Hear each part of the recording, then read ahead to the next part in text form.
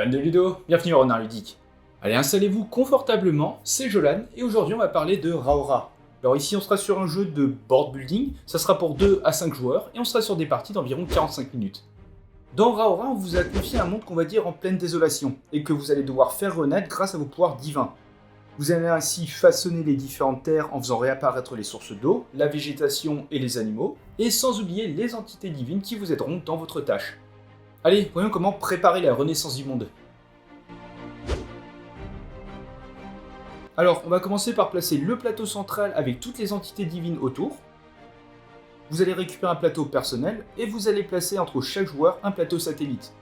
Sur celui de gauche, vous aurez un symbole de lune orienté vers vous, et sur celui de droite, un symbole d'étoile. Vous allez également choisir un avatar que vous allez placer en haut à gauche de votre plateau, un marqueur de score à placer sur le 0, et vous allez récupérer 4 cristaux. Enfin, vous allez trier les cartes biomes par âge, donc H1 et H2, et là, vous êtes prêt à commencer la partie. Une partie de Raora va se jouer en 4 manches, où à l'issue, le joueur avec le plus de points remporte le jeu. Chaque manche va être constituée d'une étape de distribution de cartes, vous allez en placer 4 sur chaque plateau satellite. Pour les manches 1 et 2, vous placerez les cartes de l'âge 1, et sur les manches 3 et 4, vous placerez celles de l'âge 2. Vous allez ensuite effectuer 3 tours de jeu et un décompte avant de passer à la manche suivante. Et un tour, quant à lui, va être décomposé en 5 étapes. Alors tout d'abord, de manière simultanée, vous allez tous prendre les cartes qui sont situées sur le plateau satellite associé à la position de votre avatar. Parmi toutes ces cartes, vous allez en choisir une et vous allez remettre le reste sur le plateau. Et attention, lors du 3e tour, donc lorsqu'il va rester que 2 cartes, vous allez en choisir une et vous allez défausser l'autre.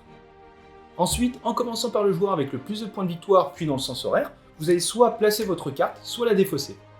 Si vous décidez de la jouer, vous pourrez la placer n'importe où sur votre plateau, y compris sur une autre carte. Si celle-ci comporte une nouvelle spore, elle est replacée sur la nouvelle carte. Et parfois, pour jouer une carte, vous allez devoir payer un coût en cristal ou respecter une contrainte de positionnement. Sinon, si vous décidez de la défausser, vous allez pouvoir soit gagner 4 cristaux, soit prendre une spore et la placer sur l'un de vos biomes de votre plateau qui n'en a pas déjà. Ces spores vous serviront surtout lors du décompte à la fin de chaque manche. Et si jamais lors d'une pose d'une carte vous créez une ligne ou une colonne avec des symboles de même type, vous allez récupérer l'entité divine associée, qu'elle soit encore au centre de la table ou bien chez un autre joueur.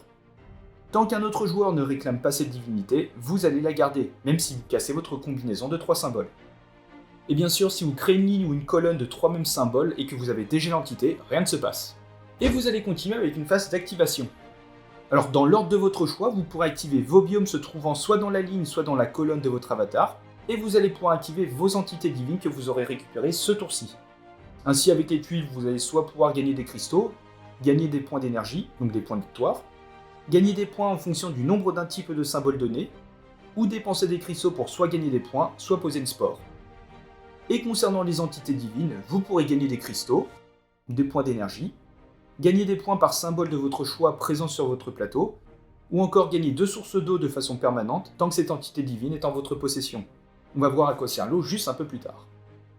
Et enfin, dès que tous les joueurs ont joué, vous allez chacun avancer votre avatar d'un cran. Si vous arrivez à un coin de plateau, vous ferez tous un décompte, sinon vous allez effectuer un nouveau tour. Et lors d'un décompte, en commençant par le joueur avec le plus de points de victoire, vous allez pouvoir activer toutes vos cartes biomes avec une spore dessus, et vous allez également pouvoir activer toutes vos entités divines. Ensuite, vous allez comparer votre valeur d'eau avec la personne qui en possède le moins, et en fonction du delta, vous allez pouvoir potentiellement gagner des points en plus. Et dès que tous les joueurs ont chacun effectué cette étape, vous passerez à la manche suivante, en décalant votre avatar.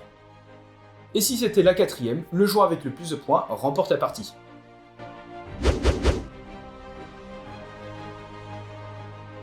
Et voilà, c'est la fin de cette vidéo, donc désormais vous savez tout sur Raora. Si le jeu vous a plu et que vous souhaitez soutenir la chaîne, n'hésitez pas à utiliser le lien qui est en description. Et comme d'habitude, vous pouvez très bien laisser un petit pouce bleu, commenter et vous abonner, ça nous soutient énormément. Et sur ce, on se retrouve dans une prochaine vidéo. Ciao!